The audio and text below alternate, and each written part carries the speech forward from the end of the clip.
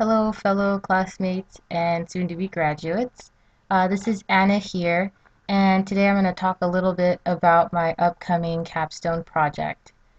This is kind of a rough working title that I made for the presentation. It might change, but generally speaking, this capstone is going to be dealing with religious conversion experiences amongst women, particularly experiences that are of the born again Christian um, kind of experience. So let's go ahead and move forward, and I'll talk a little bit more about what that means. So the project came about just to start with a little bit of an introduction out of my own general curiosity of hearing and recalling and seeing women talk about what their religious experiences meant to them, and noticing how personal yet social the religious experience seemed to be to them. And just the sense that the religious experience was really beneficial many times to serve as an outlet of coping.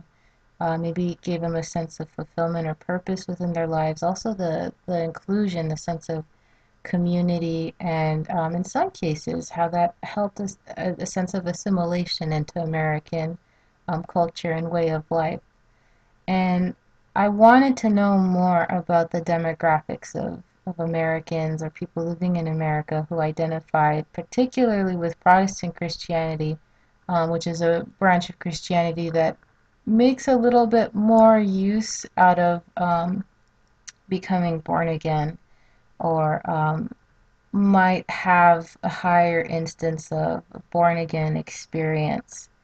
So what this project is trying to accomplish in particular, what it's aiming to understand in particular, is from these demographics, perhaps in what ways do gender and socioeconomic status relate to the born again experience within Protestant Christianity. So, namely, how do gender and socioeconomic status relate to the notion of being born again? Now, some of the general hypotheses that I'm working with, and I don't think that these hypotheses are going to change very much. They might just become a little bit more refined if need be. So the first hypothesis I'm looking at is women are more likely to report having had a born-again Christian experience than men.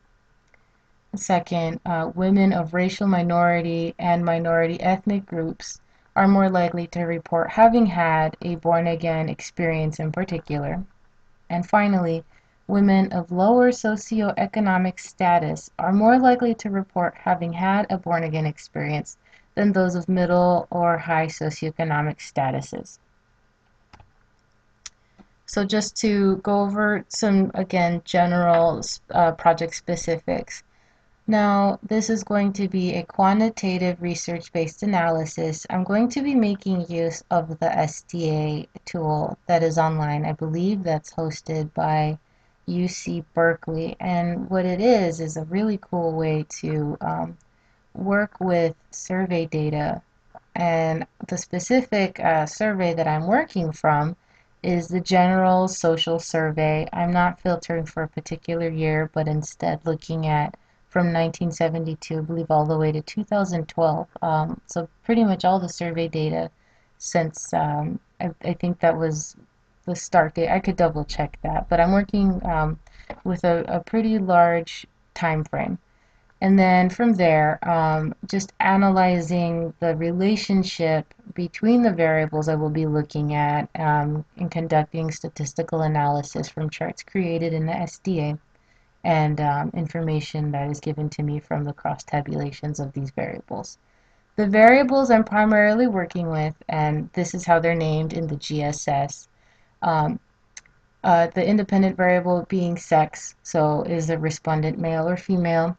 And then the dependent variables are going to be reborn, which is asking the question, have you ever had a religious born again experience? And race CEN1. So race simply asks if maybe you remember from when we all took the advanced quantitative analysis class and you're working in SPSS, race is simply asking if the respondent is white, black, or other. Now, while there's several cases for this variable, which is great, it's not particularly specific when it comes to that other category. We don't know exactly what the makeup is. So I'm going to also use race CEN1 as a supplement because this variable asks the respondent what their race is. So the respondent is saying, my race is this, according to them. And then that kind of helps shed a little bit of light and gives more specifics. I like this variable in particular because it can demonstrate different ethnicities. For example, Asian ethnicities, whereas the race variable alone doesn't really specify that. It also specifies several different Latino and Hispanic ethnicities as well. And then finally, I'm going to control for RINCOM 06, which is basically asking the respondent to um, just give an idea of what their income is. I believe it's within that particular year, or how much do they make annually, and it's specifically for 2006. Now, I feel pretty confident that I'll use this variable, but when it comes to running the variables, sometimes we might have to change things, so we'll see. But I think that there's enough cases to work with the 2006 variable. And I don't know if it's worth noting, but with this variable, there's a large, because it's kind of like a continuum, so there's a large number of possible answers given, so I'm probably going to have to recode this one to make less categories, just to make things a little easier on myself. Okay, so finally, we're looking at just a little bit of a sample result. This is just running the variable for sex against the reborn, and I'm going to be taking a particular look um, just to see and make sure that the relationship is statistically significant, which now as I'm looking at this, I don't know, I might have forgotten to include that, or unless it's on the next slide. So yeah, this is kind of what it looks like. I'm gonna be using the bar chart just because I think it's a little bit easier to look at than the stacked. So just a general idea of what that looks like. And that's pretty much it. If anybody has any questions or any comments or things maybe I should be aware of, please feel free to make a comment here on Blackboard, and I will be more than happy to respond to you. Thank you for watching.